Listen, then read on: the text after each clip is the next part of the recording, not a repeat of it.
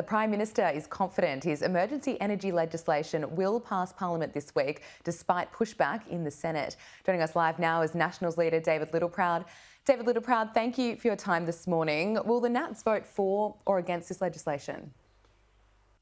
No, we won't be voting for something that puts price caps on a market. That's a retrograde step that'll have unintended consequences. It will tear away at investment confidence and mean that the big issue that the government should be tackling, which is supply, will threaten it, because this takes away the government risk of governments interfering with all our marketplaces. Why would you go and invest billions of dollars in a marketplace that the government can then come away and say, well, we're going to limit the amount of money you can get? If you're in an international market, they'll find somewhere else internationally to go and drill a hole or to develop resources. As simple as that. We're going to have a shortage of supply. This government has no agenda around the structural needed changes around supply. They have a reckless speed towards renewables that is going to the very heart of why you're paying for it. Their ideology doesn't match up to the practical reality of your energy bill because of this reckless speed towards renewables. Now, I'm all for renewables,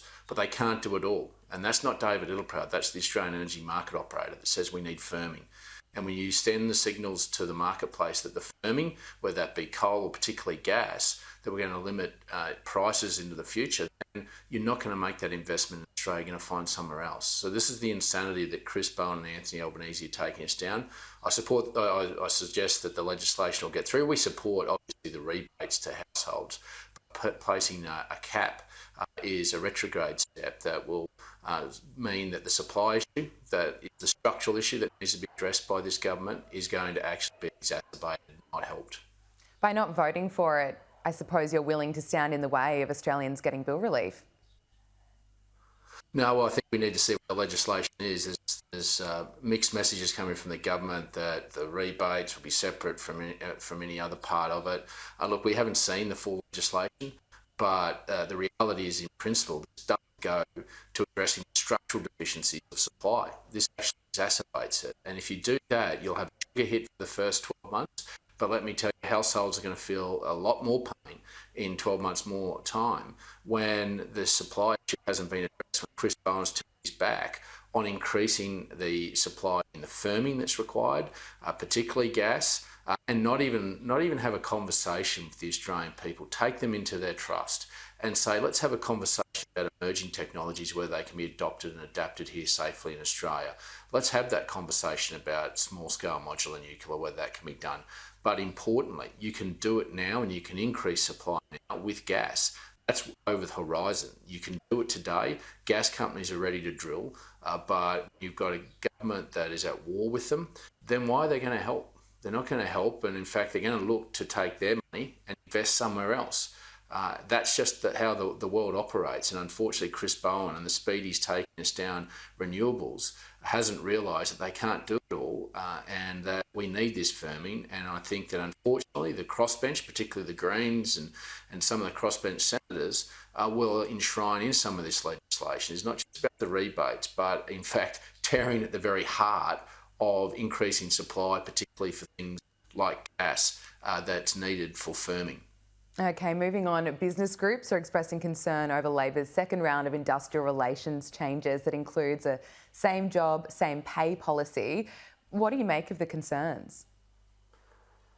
Well, they've got every right to be concerned after the multi-employer bargaining legislation that Labor ran through before Christmas. So this means that it opens a whole lot of risks up, a whole lot of complexities, particularly to small businesses.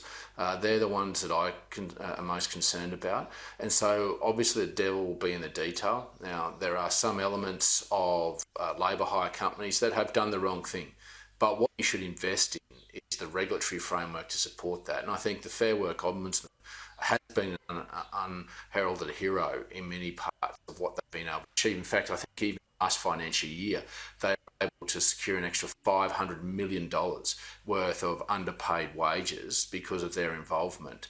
So such is the work that they do. And this is where governments and politicians should be putting the regulatory framework around to make the system simpler, to weed out those labour hire companies that do the wrong thing and make sure they're gone, rather than drastic changes that would take away competitiveness in the marketplace. But we'll look at the detail in a mature sense and make sure that we can work through that detail once Tony Burke brings it to the Parliament. But at this stage, obviously, there's a lot of unknowns and there's a lot of unease, particularly in the business community.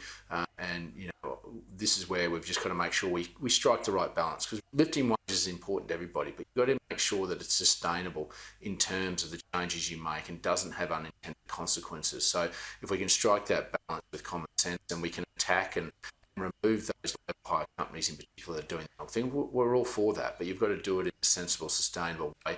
And can you do it with the existing regulatory frameworks and bodies that you have? Those are the questions I think the government make sure when they consult. David Littleproud, we have to leave it there. Thanks so much for your time.